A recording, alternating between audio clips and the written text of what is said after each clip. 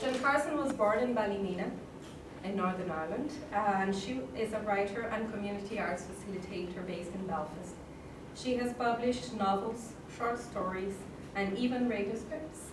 Jan won the Harper's Bazaar Short Story Competition in 2016, and her 2019 novel, The Firestarters, won the European Union Prize for Literature for Ireland. Since 2023, she is a Fellow of the Royal Society of Literature, and this year she's a Fellow of the Seamus Heaney Centre at Queen's University, Belfast. So, thank you for being here. Thanks. And I would like to start with a quick question. So, for those who follow you online, we realize that you're a very good reader. You read a lot. So is there something you're currently reading or something that you read this year that you would like to share?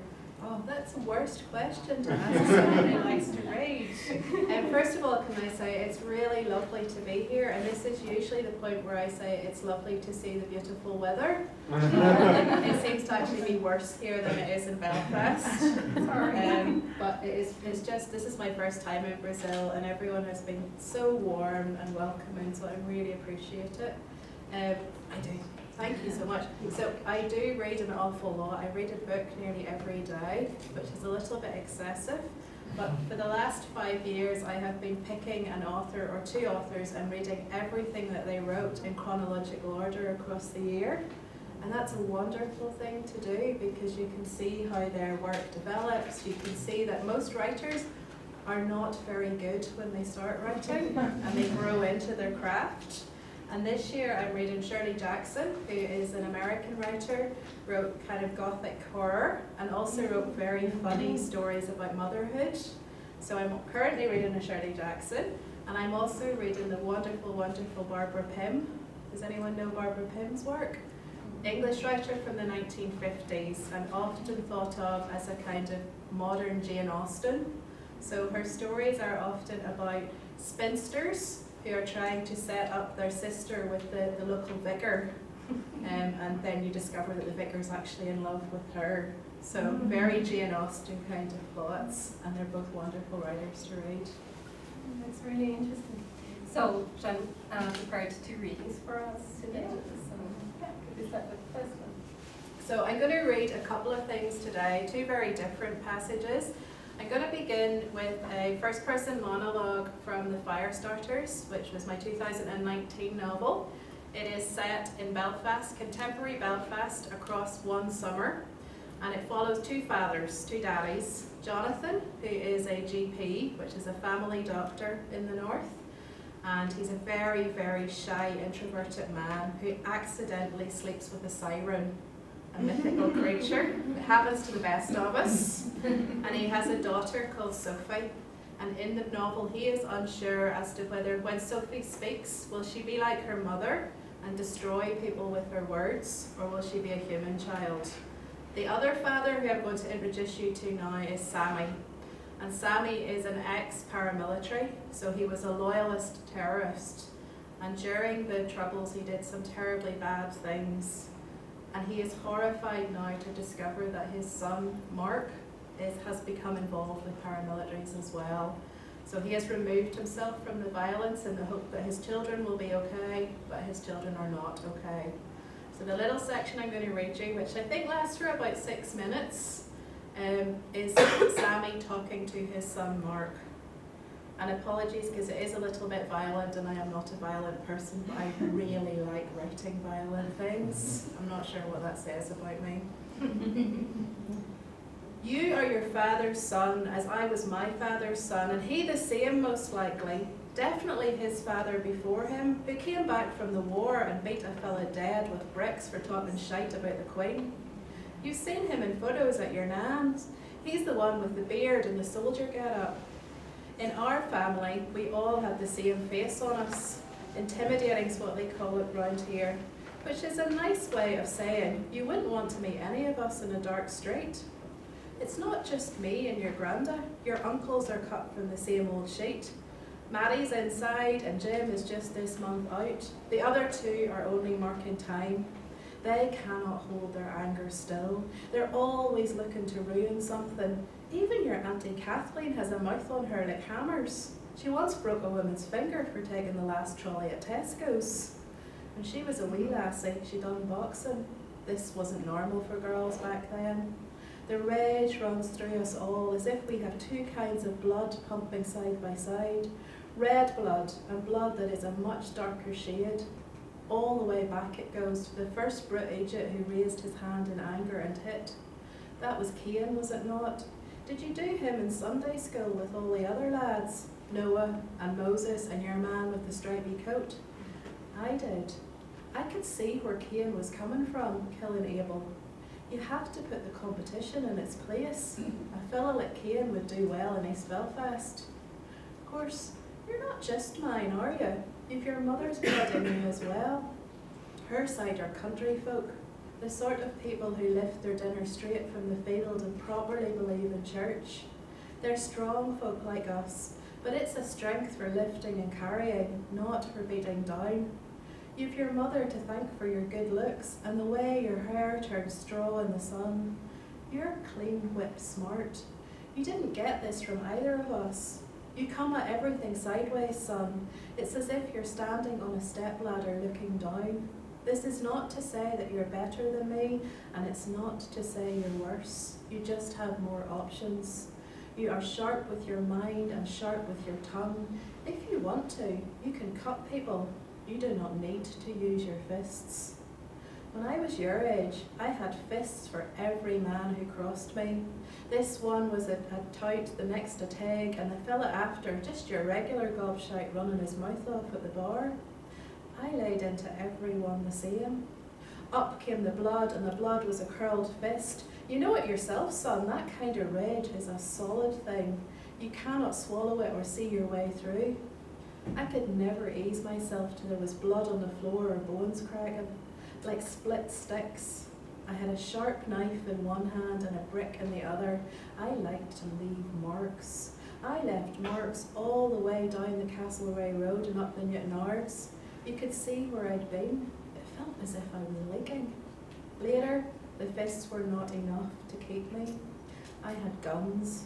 It was easy to find a gun in them days. Once you had one gun, it attracted others. Your mother has probably told you about the guns and the way they left holes in us every time they went off. Your mother is a woman. Women do not understand guns. They do not like loudness of any kind.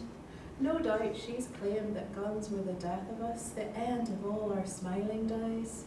Probably she cried by telling you this, held your hand in hers, and asked you never to touch a gun, even for picking off rabbits. It's all true, son. Listen to your mother. Listen well. After the guns, we were not the same kind of together. There's two sides to it, though. Your mother won't have told you that a gun is a kind of anchor, that it rests heavy in your hand. She's never known the way your head will slow and clear like a pint settling every time you pull the trigger. How you will be God in this second, and afterwards wish to claw the moment back. Fully God and fully man, they said in the Bible of Jesus. Well, you can get the same head milk from firing a shotgun, no crucifixion required. There is nothing half as holy. Your mother doesn't understand that this was never about the politics, the flags and freedom, God and country of it all. They were only words. I did it again and again with fists and guns and sometimes bombs for the pure blood rush of being alive. Believe me, son, you'll always feel the bigger man when you're standing over somebody else. Well, you were the end to this. You came down like a solid wall. I wouldn't have stopped for your mother, or my mother, or even the cause calling me into line. But the first time I held you in the crook of my arm, there was a weight to you, a heaviness I've never felt in a gun. You scared me shitless with your wee face and your fingers hooking onto mine. I hadn't been this feared in years. I hadn't ever felt this loud. This is it, said I to your mother. I am fully God and fully man, right here on the living room sofa, or words to that effect. Away on with you, Sammy, said your mother back. She didn't believe that everything could change so sharply on a die. Like she was like a ship going in the one direction for so long it couldn't turn without tipping.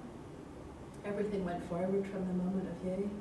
Job, house, nice pullovers from Marks and Spencer's, proper holidays in the sun. I couldn't leave the East completely, but I moved so far away from the river and over the ring road until we were so far east we were almost a different direction. I put you in a good school, gave you a brother and a sister to ground you, forced a violin into your hands, and when it didn't take, I tried the trumpet. An instrument of some sort was essential, and a university degree. It would stand with you when folks asked where it was you'd grown up. I wanted you to take root here, to be a different breed of man. I'm a different man these days. It's been 20 years since I last raised my fists and hit. I do not feel like a different man. I feel like I'm a stranger. I'm carrying my own self around inside me, like a pregnant woman or one of them Russian dolls. When I look back, I can still see where I've come from. I could close my eyes and drive them wee streets in my sleep. All those cars and little houses eyeing me from either side of the road. I could find the marks that I've left there, in the street and on the people. They'll remember me even now.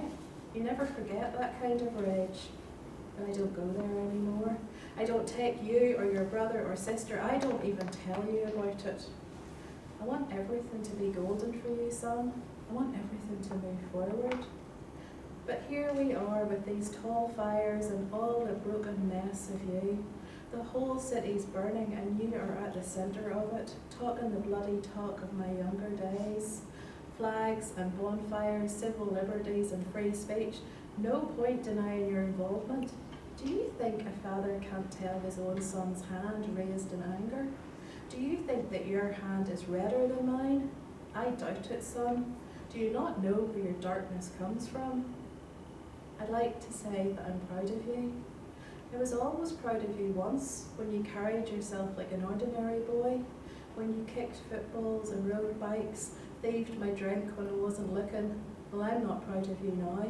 There's no sense in this thing that you're doing. It's only moving backwards. I like to say that I love you. Wanting to love someone is not the same as truly loving them, though sometimes it's a good start.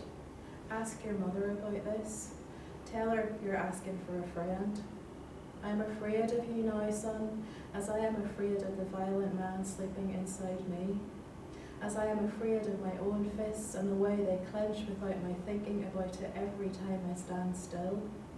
You are your father's son. I can see it in your hands. I am afraid for you and how you are ruining yourself.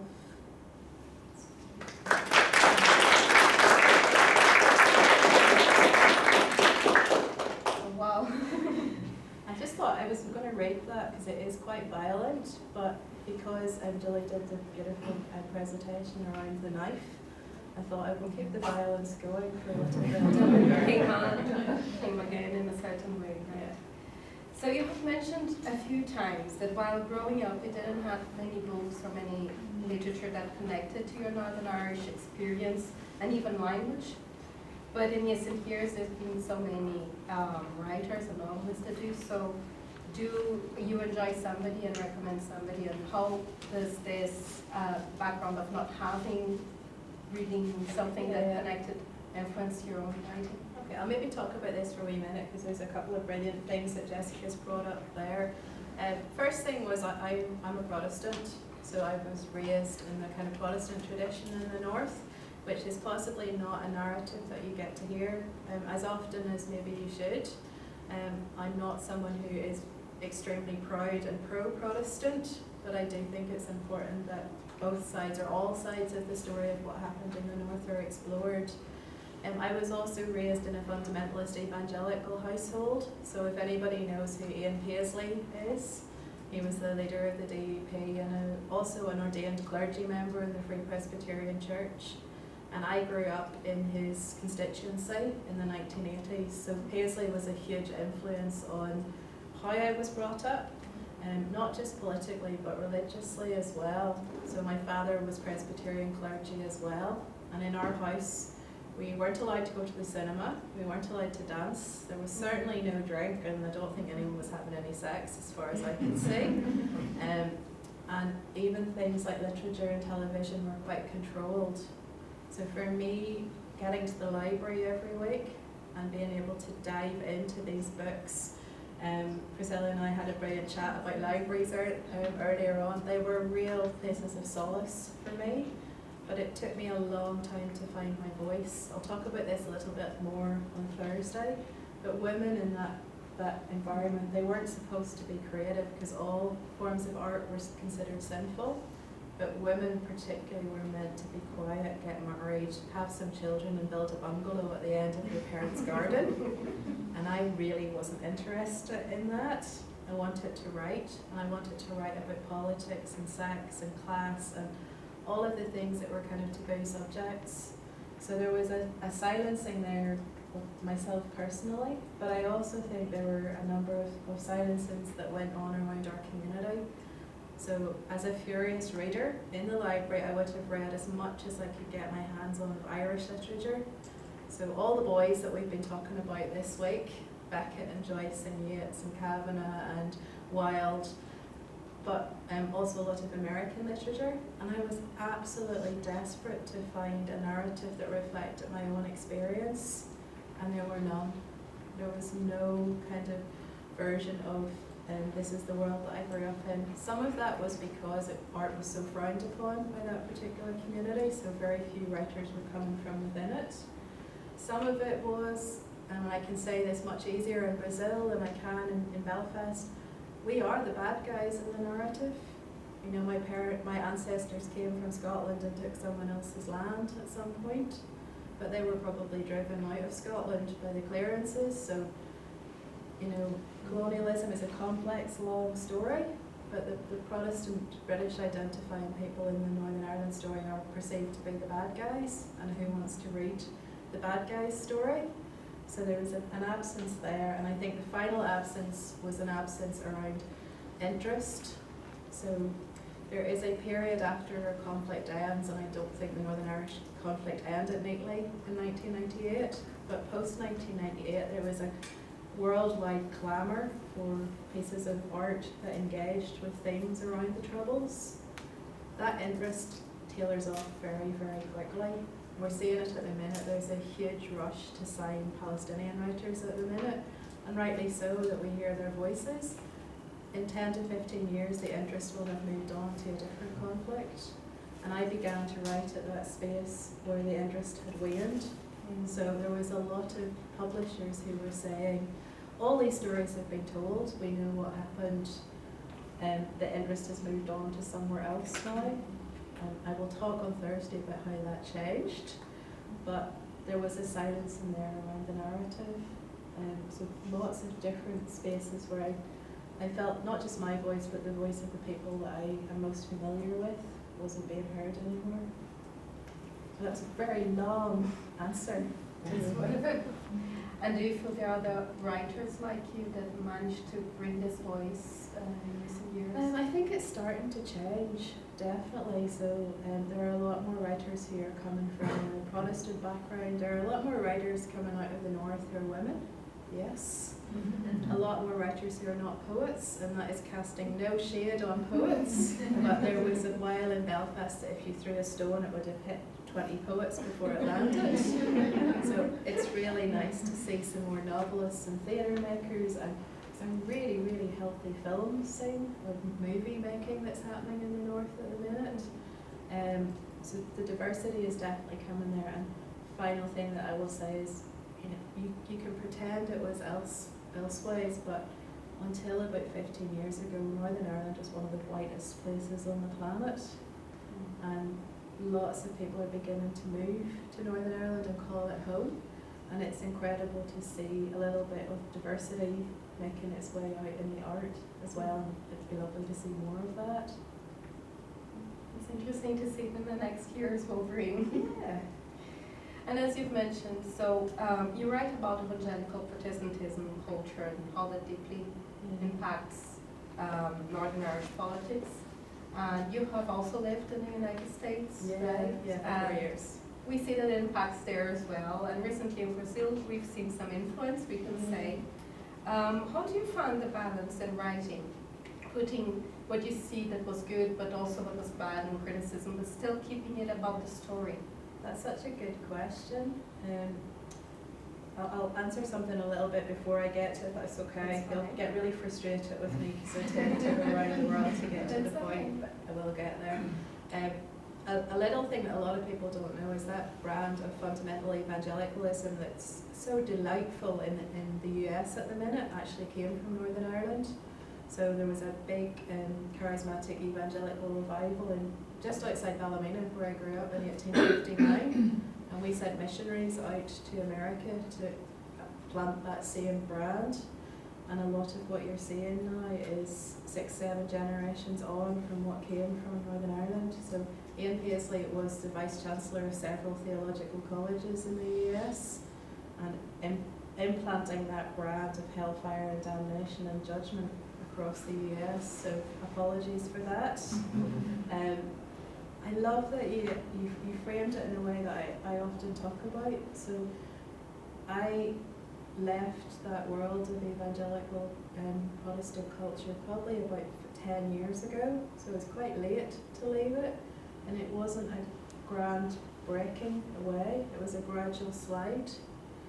My family are all in that world still. I love them. We do not see eye to eye on anything theologically, politically, anything anymore, and that's difficult and fraught all the time. They really wish that I would do something else with my life and not write novels.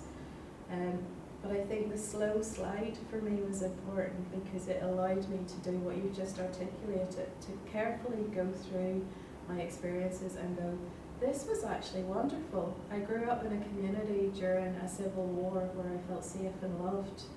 That is not a small thing to have grown up in 1980s Northern Ireland and to have felt safe and known and protected. I've always been kind of supported financially, and that's not a small thing as well. But there were huge things like the misogyny that I witnessed growing up, people's attitudes to sectarian issues in Northern Ireland. My family would continue to speak very negatively about Catholics. That's not okay. I don't want to hold on to that. So that kind of being able to have the time and the space to pick through what I want to hold on to and what I want to let go of. And there were some key texts for me. Naomi Alderman's Disobedience was a huge book for me. It's a book about a young queer Hasidic Jewish woman who is ousted from her community but is allowed to go back to for her father's funeral when he dies, and she uses that space to pick through some of the practices she grew up with and think about things like Sabbath is a beautiful practice, it's about rest, I want to hold on to that. This, not so much. So I looked at other writers who had done that, and The Raptures, my novel from about 3 years ago, is all about what it was like to grow up in that community. It's very, very autobiographical, and it's a gentle novel. It celebrates things that need to be celebrated. It critiques things in a way that is not pastiching. It's not laughing at people or mocking them. It's just genuinely saying, I don't think that's the best way to do life. And because of that, I think it has been able to start conversations rather than conflicts. It's also been really wonderful to see that it has resonated beyond Northern Ireland. So The Raptures is currently in development with ERTA in France as a French TV show, simply because the book really resonated with young Muslim women in France. My protagonist Hannah is an 11-year-old girl who's trying to work out what she wants to hold on to from her culture and what she wants to question and what it means to be a modern woman. There are so many young people, young Muslims in France, in a very secular country, who are trying to work through that same process. So that was really exciting to me, to go a book about Christians in 1993, Northern Ireland is resonating with young Muslim women in France. Oh, that's really interesting. Yeah. And it's going to become a TV show? Well, 1 in 10 things that get bought actually get made, but we'll wait for it. Yeah, well, my mortgage is waiting for it as well. And you write a variety of things, so novels, short stories, for radio as well. And there's also a play adapted. Yeah, it's on at the minute without me. Exactly, it's Yeah. going launching It's on the stage premiere right now. Right now? Okay. So how do you change from one genre to another? Do you prefer a process, or is it just happens? Oh, right. So I am not a short story writer, and it's to my absolute horror that I realised I've published 5 short story collections. I don't know how that happened. I'm definitely a novelist. I love the long form, and I write big 100,000 word novels usually. I love immersing myself in a world, getting lost in it, doing the research. But I'm also very easily distracted. So while I'm working about, loyalists in East Belfast or Protestants in the country in Ballymena, or I'm writing about Lough Neagh at the minute, I get distracted by little ideas. Patricia Highsmith, and I was thinking about this when you were talking about birds yesterday, Highsmith used to say that ideas come to me like birds in the corner of my eye. And I really like that, because the ideas are always these annoying wee buggers that won't go away, and they just flitter there. And if I don't stop and write those into a short story, they often take over the plot of your novel. So I never sit down to write a short story collection, but after I've written a couple of novels, there's usually enough material there to become a short story collection. Radio and theatre is different because you're usually working on commission, so somebody will pay you and say, 99 times, Robert will understand this, 99 times it's about 100 at the minute, is can we commission you to write something about Brexit?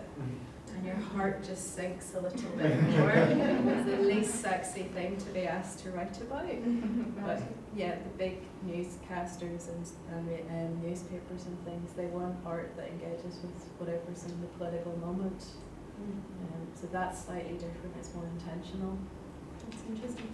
But kind of thinking about this idea of writing a short story, trying not to get distracted.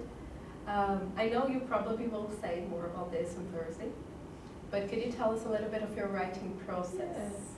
Yes.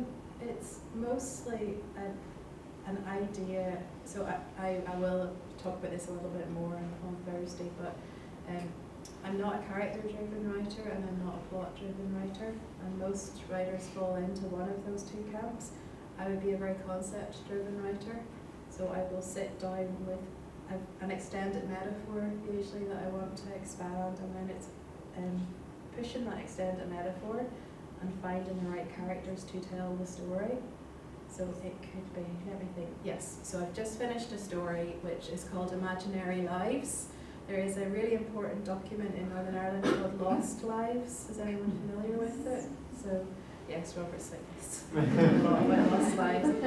It's basically a chronological kind of archive of every single victim of the Troubles. So it was the first place that you could go to see everyone who lost their lives.